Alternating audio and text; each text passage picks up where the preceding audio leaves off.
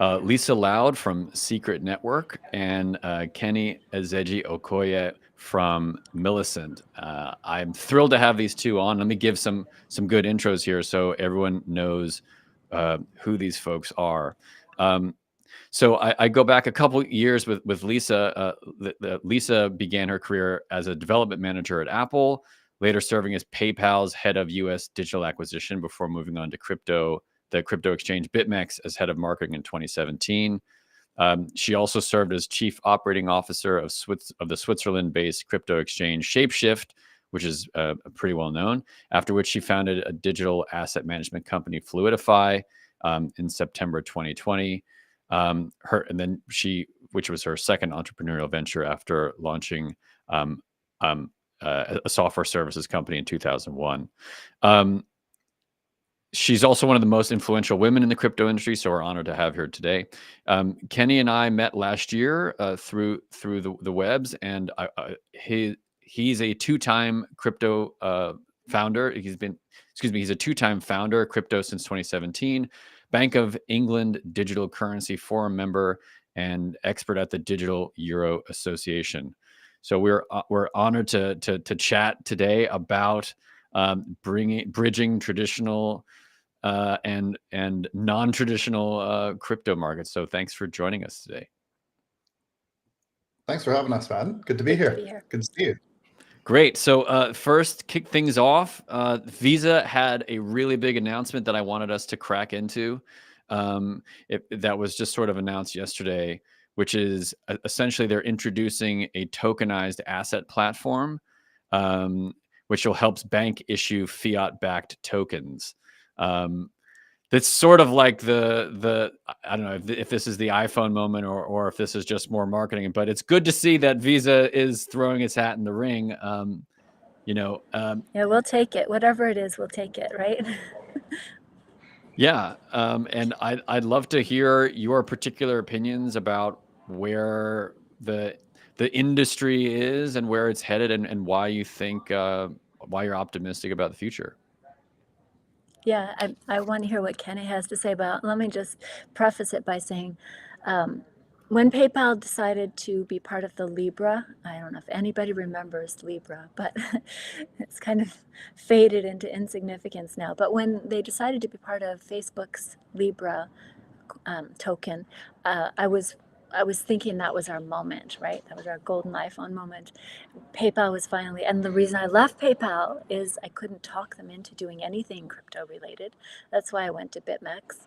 And so when PayPal did that, I thought, okay, this is it. Well, we're a few years later now, and PayPal has done some big moves in the space. They introduced their own stable coin. So to me, this is more, and the ETF was a big marker for a lot of traditional finance people. So to me, this step from Visa is just adding fuel to the fire. The ability, since the beginning, when I joined BitMEX in 2017, I wanted there to be an adoption from institutions of cryptocurrency. And it's 2024 and we're not there yet. So it's taking a lot longer than I expected, a lot longer. But to me, this is a signature moment, because this is not just ETFs for individuals investing. This is for banks. This is for bringing the traditional finance institutions into our ecosystem. So pretty exciting for me. Yeah, I think don't undersell Libra's importance as the iPhone moment. I think that, it got crushed by regulators, but that's what made all the institutions sit up and pay attention. And I think, if I'm not mistaken, Visa was a member of the original Libra consortium way back in 2019. So people have had their toes in the water for a really long time, and it feels like they're starting to get in, maybe up to their knees, but hopefully we're, chest deep in 12 months time. I think Visa's announcement's interesting. They announced it's still in sandbox phase, but they announced a live partner that's planning to go live in 2025. I think the marketing spin there is that it makes other institutions go dive into that sandbox and start to explore how they can get involved as well. Yeah, behind the scenes here in the UK, Visa, MasterCard, both working in the UK Regulated Liabilities Network, which is a private blockchain set up to tokenize all different kinds of fiat, be that central bank money, commercial bank money, stable coins can potentially live on it. It's not live yet, it's going into the experimentation phase, but they're looking at it as a kind of network of networks. And we're going to get our hands on it in a couple of months and try and show that public networks can be a part of that as well. And you can have that singleness of money across public, private, TradFi, DeFi, whatever it is. I think the terms TradFi and DeFi will eventually go away and it'll just be finance. Nobody really cares what servers Netflix is running on. You just want to watch your shows, and finance will get there. But we need to tell a story along the way. So I love the UK, and I love the. Sorry, Nathan, I just want to say I love the way that the UK is pushing regulations forward. And I've been working with Commissioner Hester Peirce of the SEC. she's fantastic. She is so wonderful. She has been fantastic for years. 2 face-to-face meetings with her, and she asked me to bring a group. Sorry, there's a fire truck out there. She asked me to bring a group together to make a draft new regulations in case the moment ever comes. So I've been really formed a group of people, and we're calling ourselves Hester's Army. So so anyway, my point is, when I last met with her in Austin, she was telling us about a sandbox that they had they didn't launch it, right? Because you can't launch things, but they had written the proposal and sent it over to the UK to do a sandbox with the UK for crypto companies that want to start working and don't want to be worried that they're going to go to jail. So I just feel like you're so lucky to be in the UK. It's just so much more friendly than it is here in the US. Yeah, the digital security sandbox just went live over here as well, which is pretty interesting. So just to comment on the Libra thing and just panning out a little bit, like it's just a triple entry accounting ledger. You know, it's like, how did we get to this point? You know, it's like, can we just have your ledger and my ledger and a third ledger, and that's it? Can we just do that? And like, everyone forgets, like everyone's pumping bags and ideas and stuff, but like the idea is real simple, and it's just, can we have these, these clay tablets between us that just are immutable, and that's it. Yeah, I think that the word permissionless scares a lot of people in traditional finance. And trustless. Trustless scares people. And especially, I mean, a lot of financial institutions, trust is their business, right? That's what they're selling you, is trust them with your money, trust them to, do the settlement. There is a lot of trust in between the different banks. And so there is an avenue for disintermediation. But I think, unlike Blockbuster, for anyone who remembers them, who refused, had the opportunity to buy Netflix, but pushed back against it and didn't innovate themselves because they were the incumbent, they went out of business. And I think that the traditional financial institutions are realizing they need to do their own Netflix play, or they're going to go the way of Blockbuster. And that's why we're seeing this adoption, embracement speed up. It's a great analogy. Great analogy. And Nathan, I really like how you simplified it, brought it down to brass tacks, right? I feel like a lot of times when we talk about blockchain, we use all these big words and technical language, and people are just like, I don't want any part of that. But it's, it's simple. It's actually really simple. So let's talk about it as though it's simple. I mean, I always use boring old analogies. I don't have good ones like Kenny, but I use the one of TCP/IP, and we talk about websites. We talk about web pages. We don't talk about the technology that built them, or whether they're using CSS, or even whether they're on WordPress or Joomla or whatever. We just talk about the website. We talk about, okay, I need to get a website up and running. We talk about the internet, we talk about Google and how we can interact online, talk about Web3, but we're so consumed with these ideas that we have to be smarter. We have to show how smart we are by talking about all the technicalities. And I just really love how you brought it down to triple entry accounting. It's like that's what we need more of. We need more layman's language. And it's also not political, right? It has nothing to do with politics. It has nothing to do with my opinions, right? It's just like, can we in Mesopotamia have 3 clay tablets between us to know how much money you have on your books so that people can leverage to the hilt if they want, or if they can just sit and just do nothing with it. But at least we'll have some agreement between us, which is why it's just so strange that it just spun out into all these other things. And But going back to everything we do as humans becomes political. it's just, yeah, which is, this should be something that everyone wants if you want to have accountability and just transparency. Like, it's bizarre. Maybe you guys want to talk about Kenny Millicent is. So Lisa, my background with Kenny is I was introduced to him through our connections in the IBC community, which is an interoperability protocol on Web3. And Kenny, at the time, Millicent had just sort of got out of the UK financial sandbox. Maybe you can talk about what you're building with real world assets and give us sort of the high level pitch. Yeah. So what we're building now is a public Ethereum rollup for on-chain finance with a focus on real world assets and compliance. And I think that identity is a big piece that hasn't really been solved in Web3 or in traditional finance. Identity remains very siloed. One fund manager described to me investing in every different asset is like taking my driver's license test over again whenever I want to rent a car. And it's kind of expensive, it's ineffective. That's a big problem to solve. It wastes a lot of money for the banks. And for Web3 or blockchain, the real world asset space is making a lot of noise. And we've seen tokenized treasury bills go from less than 100 million a couple of years ago to about 2 billion now.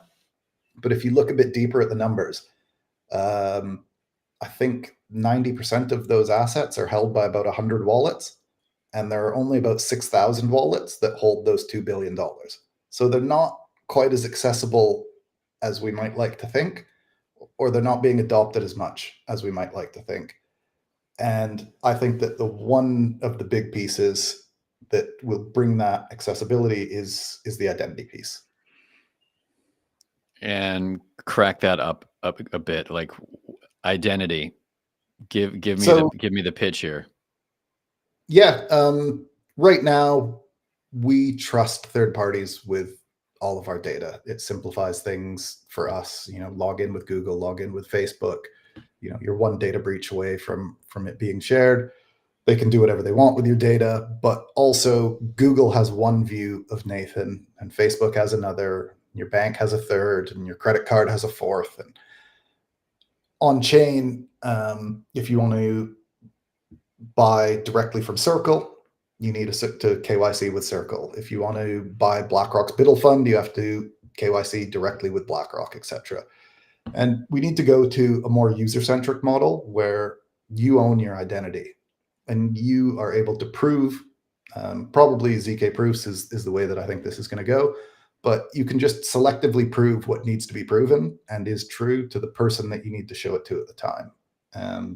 To go with another analogy, Lisa, it's like right now, if you go to the corner store and you want to buy a bottle of wine or a case of beers, you have to show someone your driver's license that has your name, date of birth, address, eye color. That's asking for identity fraud. All that they really need to know is a yes or no answer. Are you over 18 or are you over 21? And a ZK proof is the perfect way to do that. So I think we can build up a web of trust and start to increase the interoperability, not of between networks like IBC, but just between assets and between protocols, so that we can start to share information, assets in a better way. Now, for those people who don't know, a ZK proof is to prove zero knowledge proof, which means that you have no knowledge about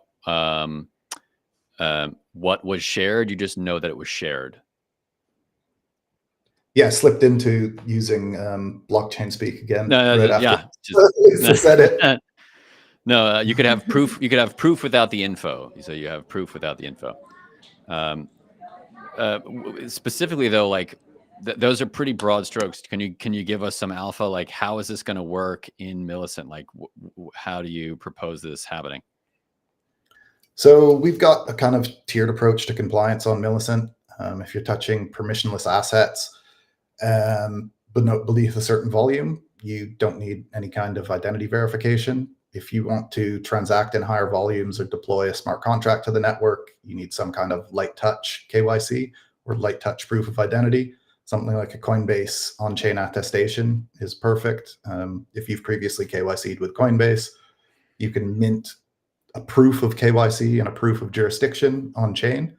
And that's better for geofencing or restricting certain jurisdictions from touching certain assets or protocols than something like IP address blocking that's pretty easy to game with a VPN. And then we're integrating with a third-party provider who's done a lot of work in the space with regulated institutions. They've done some work with the Bank of England as well. And they do decentralized identity and verifiable credentials. Decentralized identity essentially means user-owned identity. The pieces are distributed, so if there's a data breach, nobody can get all of your ID. And verifiable credentials is, like I said, a way of proving something that can be attested to. So you can prove what needs to be proven. And so on Millicent, whether you're a DEX, a lending protocol, the derivatives exchange, etc., you can find out the information that you need to know about a given user, to give them access or give them a certain amount of permission within the application. And if you're an asset issuer, you can have end-to-end assurances that your asset isn't in the wrong hands without having to whitelist each individual wallet that touches your asset one by one, or having a kind of restricted pool. And so we think that'll unlock a lot of demand and unlock a whole bunch of new use cases where you can kind of compose and hypothecate these assets on chain. Fantastic. Lisa, the Secret has its own particular response to this. Maybe you could shed some light on it. Sure. I'm frozen in my own display, but I don't know if you guys can see. Yeah, we can see you. Okay, good. All right. Well, that's embarrassing then. All the things I did while I thought it was off camera. Just kidding. Okay, I have terrible, terrible news for you. We are all walking into a future where all the data that we think is private, all the things that we think we have locked down, like our bank accounts, everything about us is about to be exposed, because the world is moving to Web3. And the difference between, and the world is moving to AI, and the difference between Web 2 and AI, which is terrible in the first place, but it at least is somewhat contained, and Web 3 AI, which means decentralized AI, is that not only will AI now know everything about you, but it will also be accessible from anywhere for everyone. So this is the big problem in blockchain. The big reason I believe that institutions have not adopted blockchain up till now is that, yeah, we talk about decentralization, how great it is, decentralization of power, disintermediation, breaking up these power centers and third parties that have all of our data. But the alternative is that we distribute everything, and blockchains are in the clear. That is part of their beauty, right? The transparency of transactions on chain. And in the original Bitcoin white paper, it's somewhere around page 32 or 36, Satoshi actually writes, this will be private. It'll be fully private because no one will know your address. It's kind of funny looking back, because you add like intelligence agencies to that, you add AI to that, you add quantum to that, and now you have zero privacy. everything you ever did that's on chain is viewable. For instance, I do have some good examples here. I recently went to Token 2049 in Singapore, and they have this app called Grab that you use instead of Uber. Well, with the financial systems, I mean, this was a great case study for why we need blockchain. I tried to use my Visa card. It did not work. I don't know why. I tried to use PayPal. It didn't work. I tried to use Pay Now, but you had to have a Singapore bank account to use Pay Now. I tried every single card I had in my wallet. I could not get anything to work. And finally, at the bottom, there was this thing that said, pay with ETH. I'm like, I can do that. I know how to do that. So I chose that because I was already in the car. I'm driving from the airport to my hotel in the back of a car, and I'm frantically trying to figure out how I'm going to pay this guy when I get there, and avoid an awkward moment. And the only thing I could make work was pay with ETH. So I had to connect my Trust wallet with the Grab app, and I had to send them ETH and refill my tank, so to speak, so that I could pay for this ride. Now that's okay, but now the Grab app knows my ETH address, right? Okay, it's not a big deal. I didn't have much in there. I won't use that wallet too much, but let's say that was my only wallet and I had done some big transactions, or I had used it for something that was kind of sensitive, or I had some NFTs. Maybe I have some NFTs in there that show where I've been, POAPs or whatever. Or even the Grab app now knows where I'm going, where I've been, where I started, where I ended, how much money is in that wallet. Let's say some employee at Grab decides, oh, this person has a lot of money. What if I had $1 million in there? And they're like, I know where they just went. I'm just going to go, get that wallet. It's scary to think that everything is transparent on chain. And so the reason I joined Secret Network, you talk about ZK, zero knowledge proofs, and that is one very important part of hiding our data. But there's more to it than that. There's a lot of sensitive data that could be put on chain, but health data, for example, therapy data, journaling, whatever, or institutional stuff, customer sensitive data, that gets put on chain, and suddenly you don't have any GDPR compliance. You suddenly are exposing all of this sensitive data to the world because there's no encryption on chain. How have people solved this in the past? Well, they've taken the data off chain, and so they do stuff on chain, and then they have this little certificate that says you can access our centralized third-party database here and get the answer out of there, and we won't put it on chain. But what is the point of having blockchain if you're not going to use blockchain, right? So now you have all the vulnerabilities of a centralized database governed by a third party. So what is the real solution? The real solution is to encrypt data on chain. And Secret Network started in 2020. We launched to mainnet in 2020. I won't talk too much about the technology. It's not ZK. It's called TEE, Secure Enclave.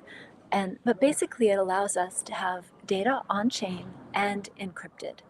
And that's like a huge step forward. Now everybody's talking about this. Like I hear the CTO of Ripple talking about how we all need secure enclaves on chain. I hear a lot of discussions about TEs. I see a lot of confidential computing conversations.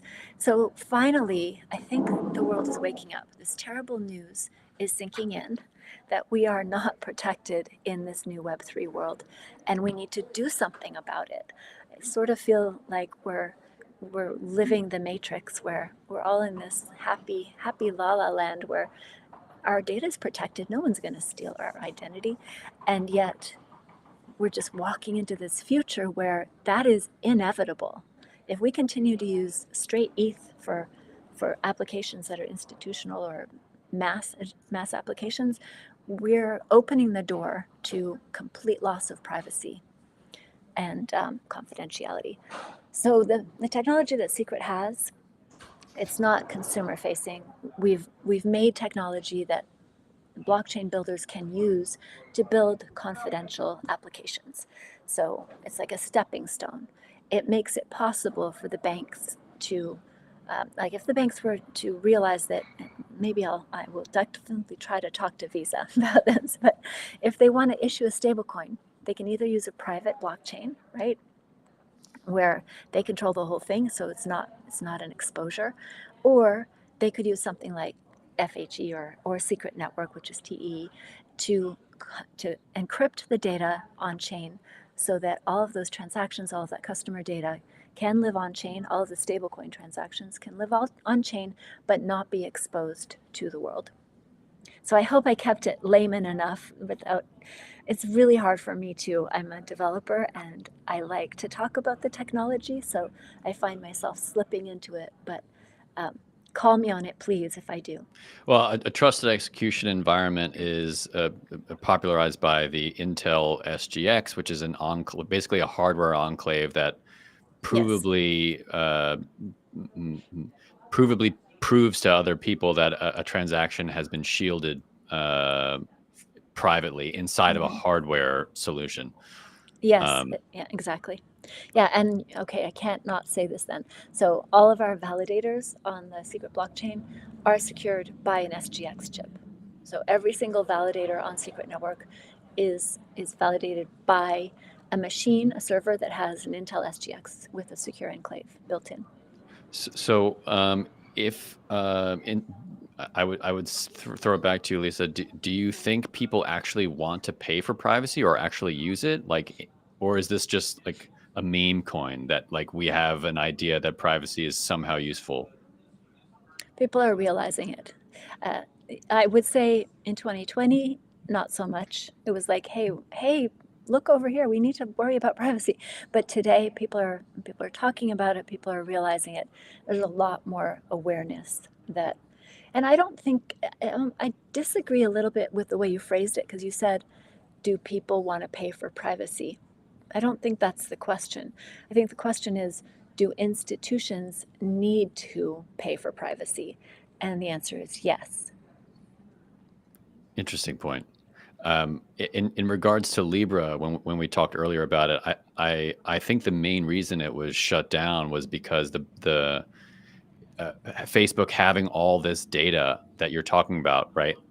The identity data, their Yeah. history, their purchasing, they would have more data on credit worthiness than the banks would have because the banks don't have Yeah. all the Facebook data. Yeah, exactly. It was too much power. Yeah. So S- perfect example. Thank you, Nathan. Network, by the way. What? Yeah, first came on Secret Network in late 2020. I'm a Oh, big fan. nice. Yeah, it's very cool. And I thought Awesome. it was funny when TEE had a real glow up moment earlier this year. It seemed that everybody was talking about it. Yes. And Yeah, yeah, exactly. it's definitely early to the party. Yeah. So do you think institutions are going to actually be forced to do it if they haven't in the past? Like with, I mean, 23andMe, like all the social security numbers, like in what instance have institutions been forced to use privacy preserving technology? Well, I mean, are institutions forced to use blockchain though in the first place? Oh, no, certainly not. I just mean like, In I'm sort general? of philosophically looking at, is privacy going to Oh, yeah. be enforced by something or someone, or is it just going to kind of, you know, be Well, a meme? I think Kenny is probably gets to see a little closer up the attitude in Europe, right? With GDPR, privacy is a big deal. The right to be forgotten. In the U.S. and in North America, not as much, but I don't really know why. I do think eventually that will come about. I think we'll catch up to Europe over here. I mean, they can't not, right? It could be the feature, not the bug, right? Like if you squint your eyes, you might it could it's just being sucked up by the capitalist machine, right? Like it's sort of a feature. The ability to leak people's privacy, you mean? Yeah. Yeah, scary. I will say that Commissioner Peirce, when I was talking to her, she said, "I really fear that blockchain, you guys in blockchain, are going to build back doors into everything, so that can be misused and abused by governments. And I would urge you to stay true to your ideals of decentralization and not having some way that the government can get in and slurp up all that data."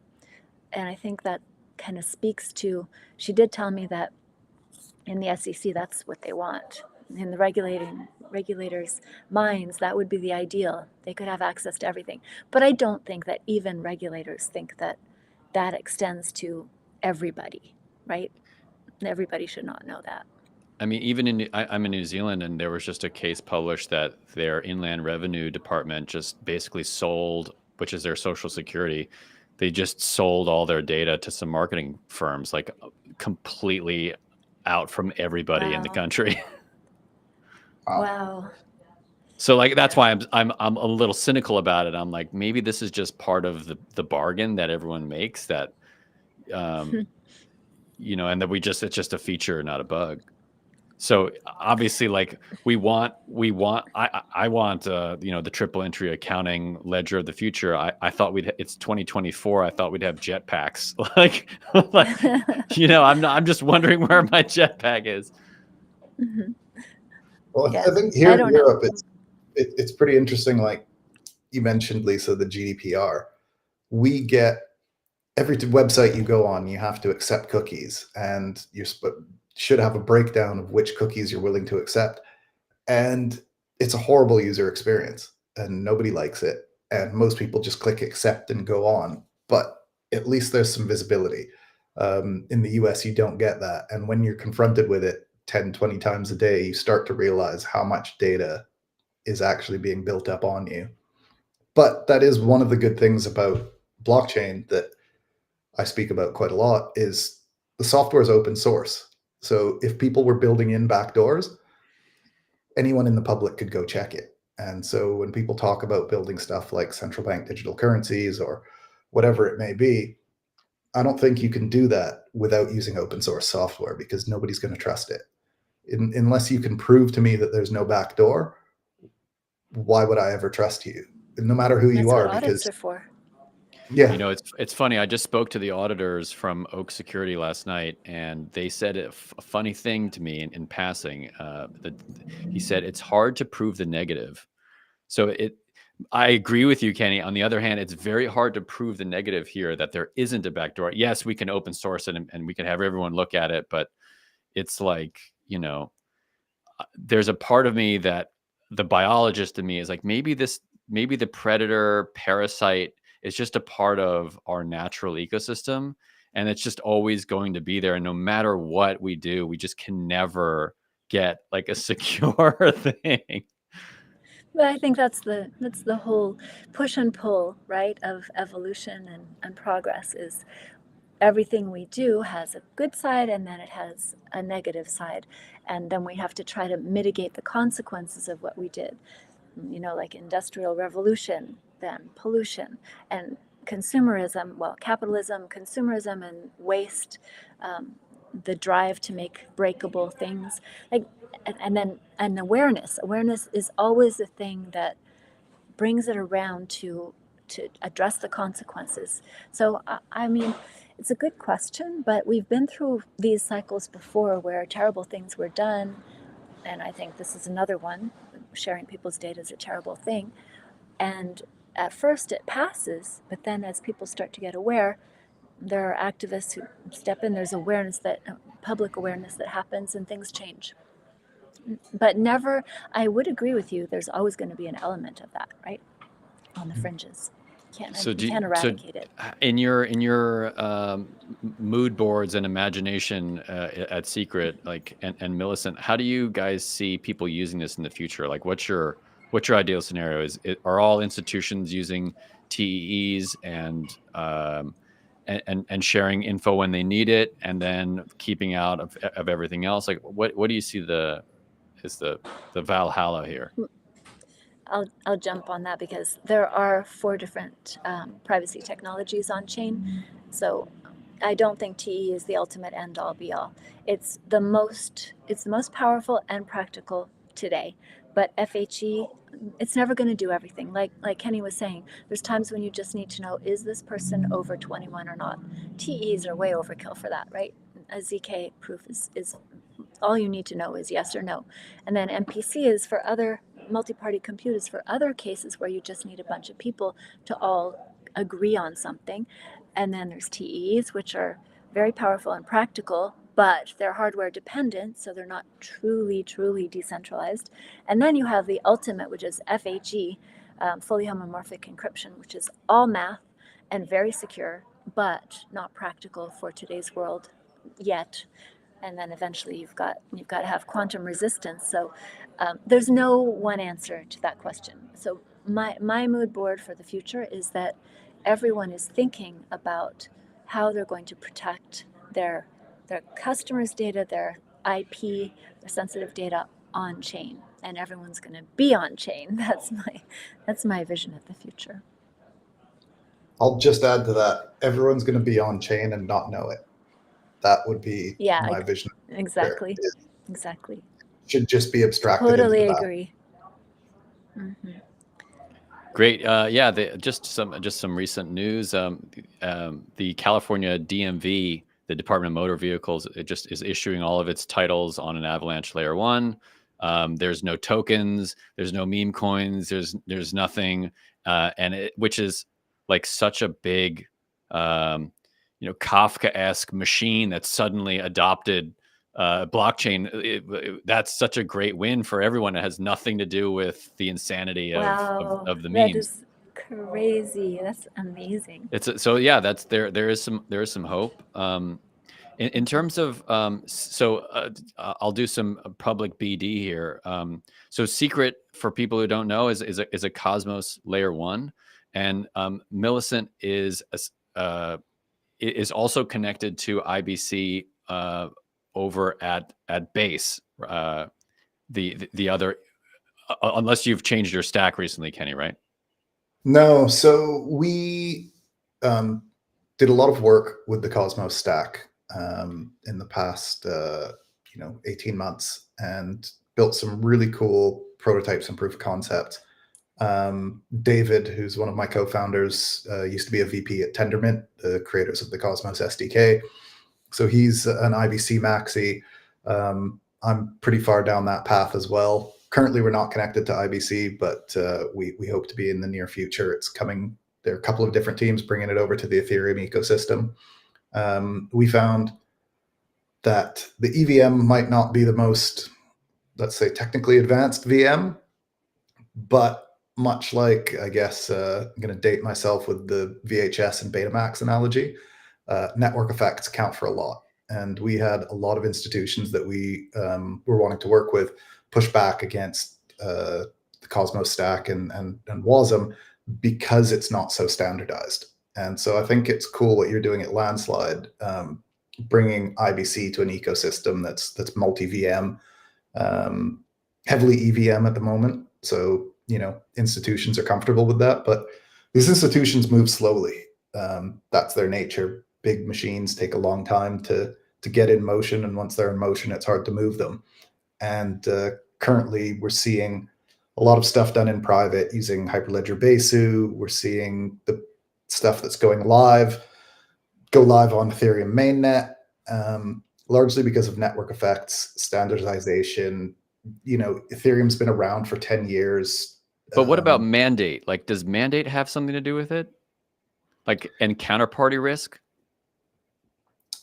In terms of choosing the stack, I think there's some elements of that, of who's overseeing the software development in the future, how much do we trust the organization, etc. So, Hyperledger, all open source, but has a very robust community, has a solid foundation behind it, and backed by the Linux Foundation. And so they're comfortable with that. And the Ethereum Foundation, is again a pretty big machine.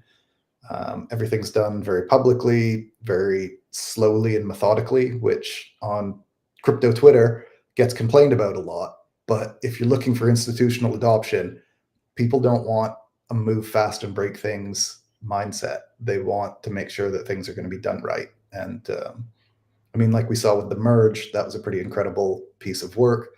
Took years to plan, was flawlessly executed. If Yep. you've got It was pretty billions good, of dollars of assets on the chain, you want to see that kind of execution. Talking about, network effects, yes, Secret is built on Cosmos SDK, but we have Secret Path built to EVM that's been live for 9 months or so.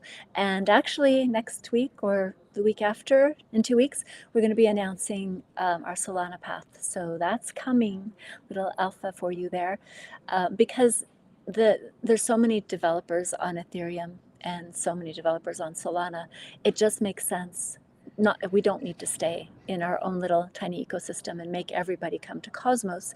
What we need to do is build tools that everybody can use no matter what chain they're building on. Which is kind of the ethos of Cosmos, right? It's a multi-chain environment, It kind and of everyone is. connects to everyone. So yeah, I you'd think we'd be popular in Cosmos. So no. How do we build IBC relayers for institutions? Honest question. Okay, IBC relayers are pretty terrible right now. It's a problem that I am working on actually to get more redundancy, and there's just some, I don't know why they're so terrible, but I will figure it out. I will find out what the problem is. I can tell you number one is they're not paid. That's number one. Yeah, exactly. If we can inject some cash into it, it'll help for sure. That's what our plan is. So our plan is to pay all of our relayers in tokens. Nice. to relay.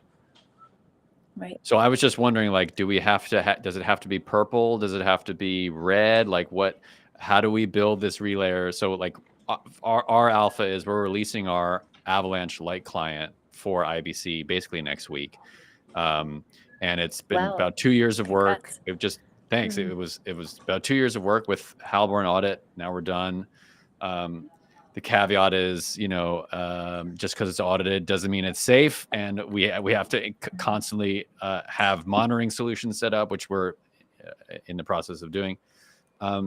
But we don't have and we're releasing the documentation, and so our docs were like, how do we issue? Like, what are the bells and whistles we need to have to Millicent clients be like, okay, like, what are they talking about? Let's see the docs on this. Like, how do we run our own? I don't want counterparty risk from some crackheads on another end of the TCP/IP protocol. Like, what do we have to do to make ourselves button ourselves up here? Unfortunately, I don't think that there's a concise answer that I can give to you on that. Great. A lot of the calls and talks that we have are basically every major institution has some people who are very gung-ho and want to go for it, and they're on the innovation team or the digital assets team or what have you. But behind them are the people with a giant stick on the risk and compliance team. Yeah, that's right. Not only do they not necessarily understand the tech or the benefits, but their job is literally to say no to things. Yep. And so if you can't prove that it's safe, you can't do it. And the only way that you can prove that it's safe is if it's been done before. Yeah. And that's the thesis of this entire talk today. Yeah. That right there, that was it. Say it again. That was great. Let's hear it. Yeah, that's exactly it. Is you can only do it if it's safe, and you can only prove that it's safe because it's been done before. And I mean, even like you say, that doesn't necessarily prove that it's safe in the future. It proves that it was safe in the past. And the institutions are comfortable with the risks that they know and understand, and they're not necessarily comfortable with the risks that they don't fully understand. And so I think that's true, but also let's look at cloud services, right? Because banks were very uncomfortable with adopting cloud services. And did they solve all the problems before they adopted them? No, they just were like, oh, well, everyone's doing it. It must be okay. And now most banks are on cloud services, service providers. They don't have their own on-prem installations and managing their own infrastructure. But that happened, right? I mean, how did that happen? How can we make that happen? Fair point. I think Microsoft was a big part of that. Is that a big brand that they thought they could trust came out with And they Azure. still go down. Oh, like Visa, you mean? Kind of like Visa? Just to bring it round. Yeah. But with CrowdStrike, like something simple can take down everything, even in Web 2. Yeah, exactly. Right. Yeah, you're never safe, but I guess it's managed risk. Well, I want to give you guys an opportunity to give shout outs and a shill fest. What would you like our viewers to do, and how would you like to leave them? I'll say follow us on Twitter. We're at Millicent Labs, and we're building at Millicent1 _, because annoyingly Millicent1 was already taken by someone with no followers. So if you want to message Elon Musk and tell him to give us the good handle, that would be great. But yeah, follow us on Twitter. We're announcing some big things before the end of the month, and there will be more and more ways to get involved. So yeah. Also, cool. Like, just get involved and try and push people towards more public and open source things in all aspects of life. I think that the more people are speaking about it, the more that the institutions will listen. They're starting to listen, but we've got a way to go. Thank you. I will say that we are going to DevCon. So we're running DCC Day, Decentralized Confidential Computing Day. And we have done this 4 times already. Our next one is in DevCon, at DevCon in Bangkok. So if you're going to be at DevCon, please do come and join us. Register for DCC Day, number 5. It's going to be the biggest yet. We're going to have some pretty cool speakers as well. We're getting bigger. And influencers and people that you would never get really close to. And it's in kind of a small environment. So great opportunity. Sorry about the background noise. And then the other thing is, if you are a builder, we have just launched our builder program. Our builder program's completely free. What we do is we give you training, education on how to code in blockchain if you've never done that, how to do secret coding. And then we also offer support, advice for your strategy for your project. Eventually, you can apply for a grant. Oh, and we have partners, so we get a lot of credits and goodies for our builder, the people in our builder program. And then eventually grants from Secret Labs, and then eventually we will introduce you to VCs. In fact, I think we're going to have our first ever pitch contest in DevCon. So if you're a builder and you want to build on Secret, now's the time to start thinking about it and get your pitch together. We'll have a pitch thing open soon. Our website is scrt.network. You can follow us on Twitter, Secret Network, and yeah, come and build with us. We'll help you every step of the way. Great, that's great. I'll give a final shout out, which is our SDK is live, and we're gonna start a hackathon for bad ideas called a crackathon, where good ideas go to die. And we're only going to incentivize, as long as the idea is internally consistent. It doesn't matter how horrible it is. So hopefully we can build on both Secret and Millicent to prove just how horrible Web3 could be. I'm looking forward to that awesome. one. In a totally compliant way. Amazing. I love that. Great. All right, guys. Thanks, Nathan. Thanks so much for your time. Good to meet you, Kenny. Yeah, likewise. Nice to see you. Thank you, guys.